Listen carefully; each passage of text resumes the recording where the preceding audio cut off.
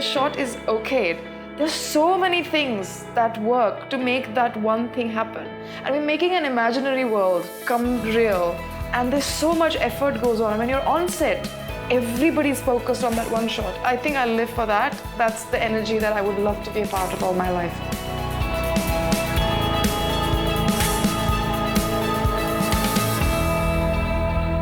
I read that when you first started, Radhika, there were a lot of suggestions to you about how a certain look is required for foreign and Hindi film actors. Oh, yeah. How you might perhaps consider getting some work done. You just resolutely ignored all of that. Now, you came out of Pune theatre, Marathi cinema. Where did you get that confidence to just say, no, this is not for me, I'm not going to do it? I ask questions to myself. Why should I do it? And the answer is right there. If somebody says that you need to get a nose job, and you go like, okay, why are they saying this? Because they want me to look exactly identical to the conventional figure that they consider beautiful. Do I think that that is beauty? No. Am I changing my body forever that I will regret? Yes. Do I want my body to go through this so that their image, like they are satisfied? Their notions of beauty. Their notions of beauty are satisfied for a brief month or a year maybe. No. Then why on earth would I do it? So I just ask questions to myself and the answers are right there. So Radhika, what drives you? What are you in it for? To be honest, since I was a child, I always wanted to be an actor. It fascinated me. And I did not know why at that time, but as I'm growing older, I'm in my early 30s now, I'm 32, I feel that I think I've always had the need for drama. I mean it, you know what I mean? My inspiration has been people. And now I find that inspiration and that drama on sets when I'm doing something. It charges me up and it sort of makes me so inspired, and it literally feels like I'm high on energy. It's like a nasha, basically. When a shot is okayed, there's so many things that work to make that one thing happen. I mean, making an imaginary world come real, and there's so much effort goes on. And when you're on set, everybody's focused on that one shot. I think I live for that. That's the energy that I would love to be a part of all my life.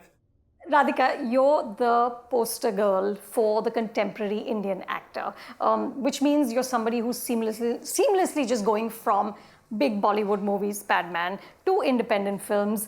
You're doing short films. You're doing an original series for Netflix. You're doing an American film. You're doing a British film. Is this versatility by design? How do you choose these roles? I'd say that it is not by design, and yet it is by design. And I'll explain how. Why I say it's not by design is because I never made a plan that, okay, I want to be able to work in 7 different languages. I want to be able to do all international films or all kinds of platforms, and that's my aim. So that wasn't a plan. But why I say, in a way, it is by design is because my intention was to do work that challenges me. And which is why language, platform was never a barrier. And because I did not have a plan, or because I was not running behind any image or any one dream, but just work that will make good work, I never bothered about these platforms. And it so happened that then I became a part of all these platforms. And it's hard to crack into the Bollywood industry still, I feel, the top films, the big films. And it is still a struggle to a very large extent. But let's see how it goes. Radhika, as an actor, you're like a shape shifter.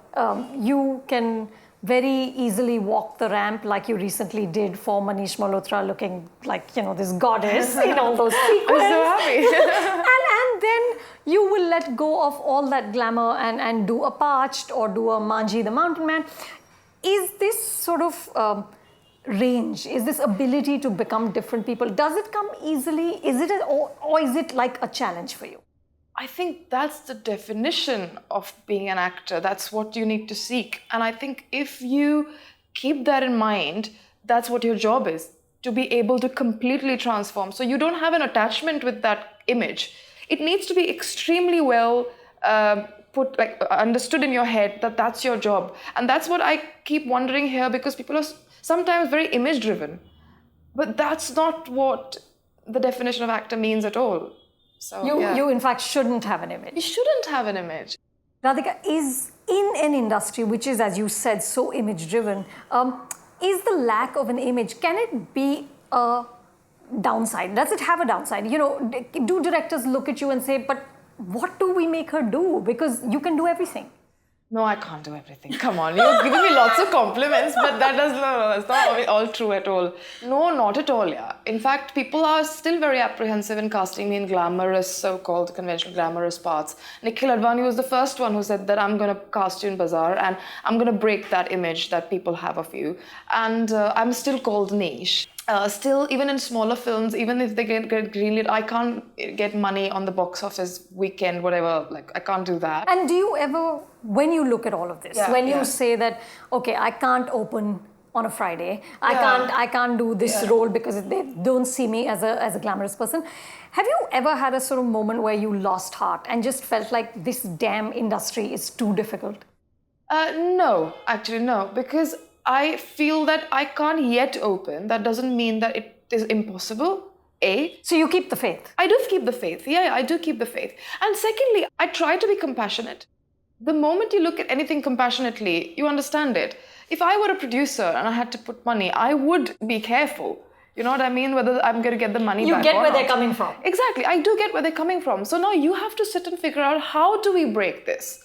And how do we break this so that they benefit as well and you benefit as well and you can collaborate and make something happen? On a good day, we might find an idea or a way of breaking this, but I do want to break this. I hope I do. I don't want to be like, if I live that long 99 and say, oh, the next 2 generations did it, but my generation couldn't do it. I don't want to be like that. I want to at least make the effort to put in a good fight. At least want to put a good fight. Yeah. I agree. Yeah. I agree. In addition to this very demanding job, juggling all these platforms and all these roles, you also juggle a long-distance marriage between London and Mumbai. How do you get work-life balance in that situation? We keep traveling to see each other every month. We make that effort. It's very hard, actually, because you get used to being alone and then you get used to being together. And you actually do want to be together all the time. But I think somewhere we've struck that balance where we quite like it. We give each other enough space and support. He knows everything that I've eaten or done in the day.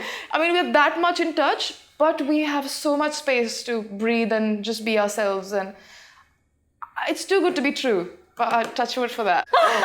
And are there any sort of the Radhika motto or magic mantras that you live by? Yes, I do believe in being professional. Extremely professional. I swear by that.